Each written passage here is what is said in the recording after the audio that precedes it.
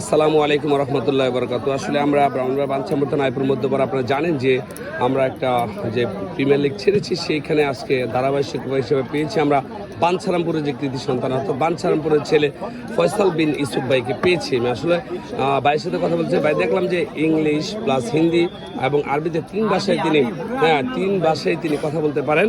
তো আমি ফয়সাল বিন ইউসুফ ভাইয়ের সাথে কথা বলছি, যেহেতু আমরা বাঞ্ছারামপুর ছাড়া অন্য কোথা থেকে আমরা ধারাভাষ্যকার আনি, কিন্তু ফয়সাল বিন ইউসুফ ভাই যদি আমাদের বাঞ্ছারামপুর সন্তান, আমাদের গর্ব, তার সাথে আমি কথা বলতে চাই। ভাইজান, আসলে এই ধারাভাষ্য কতদিন ধরে রয়েছে? এটা আমার একটা নেশার মতো আর কি। যখন আমি ছোট ছিলাম তখন থেকেই আমি প্রায় মাঠে গিয়ে ধারাভাষ্য করতাম। আসলে বড় ভাইদের অনুপ্রেরণা এবং তাদের দিক নির্দেশনায় আমি প্রথম ধারাভাষ্যে আসি। আমার একজন মামা ছিল হাফিজ বাদশাহ, বাঞ্ছারামপুরের কাউন্সিলর। ইনি আসলে আমাকে একটি মাঠে নিয়ে বলেছিলেন যে তুই খেলার ব্যাপারে ভালো জানিস, যেহেতু তুই একটু কথা বল। তখন থেকে আমি দেখি যে আমি ভালো পারি, তো আমার নিজের ভিতরে একটা কনফিডেন্স আসছে।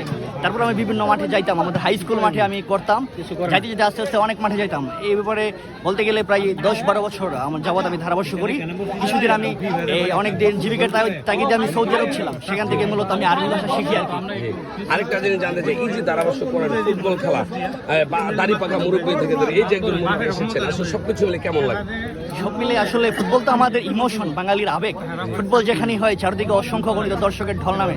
ফুটবল আমাদের ভালোবাসা, সবার সাথে আবেগের জায়গা, একটা আবেগের জায়গা। সবাই যখন চিনে যে এই ছেলেটা ধারাভাষ্য করছে, সবাই ভালোবাসা দেয়। আসলে এই ব্যাপারটা অনেক ভালো লাগে, মানে ভবিষ্যতে ধারাভাষ্য দেওয়ার অনুপ্রেরণা পাই। জি, আসলে এগিয়ে যান। আপনি আমাদের বাঞ্ছারামপুরের ছেলে, একজন ধারাভাষ্যক হিসেবে। বাঞ্ছারামপুরে তেমন ধারাভাষ্যক আমাদের নেই, তো যেহেতু আপনি এটা ধারাভাষ্যক করছেন, তাহলে ইনশাল্লাহ এগিয়ে যান। আপনার জন্য শুভকামনা। অসংখ্য ধন্যবাদ।